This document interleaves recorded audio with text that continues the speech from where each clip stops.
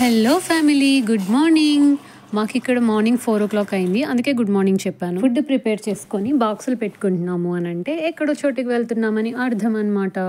మీకు good news చెప్పాలి, మన ఫ్యామిలీలోకి కొత్తగా ఒక పర్సన్ రాబోతున్నారు.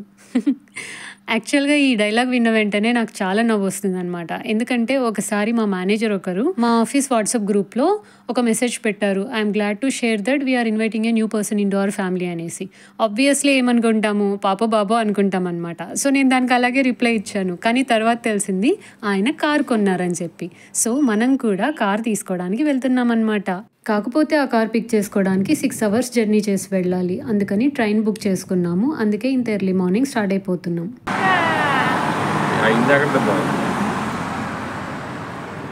వర్షం మాత్రం చితగొట్టేస్తుంది. ట్రైన్ క్యాన్సిల్ చేసి ఈ బస్ ఇచ్చారు. సో రీజనల్ కోచ్ 2 బస్ ఎక్కేసి వెళ్ళాలి. ఇక్కడ నుంచి 6 hours జర్నీ ఉంది, బస్లో వెళ్ళాలి. ఇండియాలో రైలు క్యాన్సిల్ అయితే డబ్బులు ఎక్కిస్తారు, ఇక్కడ రైలు క్యాన్సిల్ అయితే బస్లో టికెట్ ఇచ్చి పంపిస్తున్నారు అనమాట, ఇబ్బంది లేకుండా. పాపం సూర్య గారికి ఆఫీస్ కూడా ఉందన్నమాట. అందుకని తను అక్కడ బ్రేక్ ఇస్తే lunch break office meetings attend అవుతున్నారు.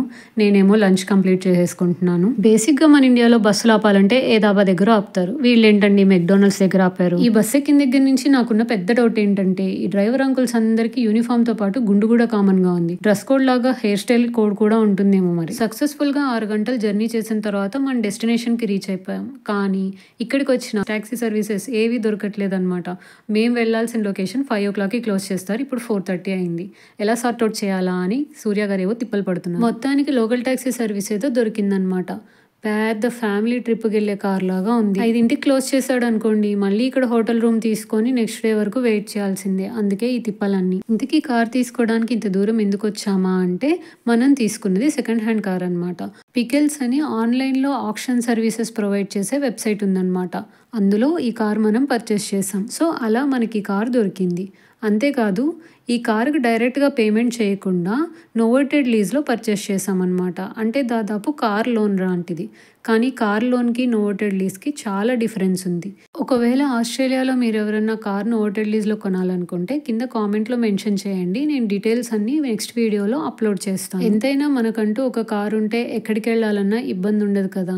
కాకపోతే ఎక్కువ ఇన్వెస్ట్మెంట్ చేసి కొత్త కార్ తీసుకోవడం ఇష్టం లేదు, అందుకనే సెకండ్ హ్యాండ్ కార్ తీసుకున్నాం. కార్ తీసుకున్న తర్వాత తెలిసింది ఏంటంటే ఏసీ పని చేయట్లేదని. ఎంతైనా ఆప్షన్లో కొన్నాం కదా.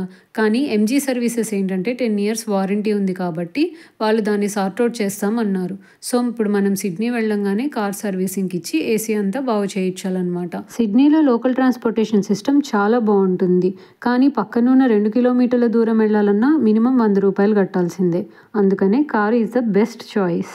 కారు కొన్న వెంటనే ఊరికే ఉంటామా, మన సాంప్రదాయాలు మనకు ఉంటాయి కదా. దగ్గరలో మురుగన్ టెంపుల్ ఉందన్నమాట, అక్కడికి వెళ్తున్నాం కారుకు పూజ చేయించడానికి.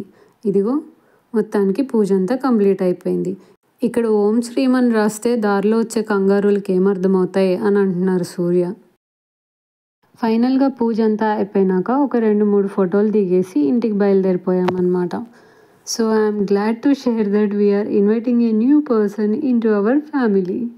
Let's welcome it. నాతో పాటు మీరు కూడా చాలా సంతోషిస్తారని ఆశిస్తూ మళ్ళీ కలుద్దాం. Bye bye.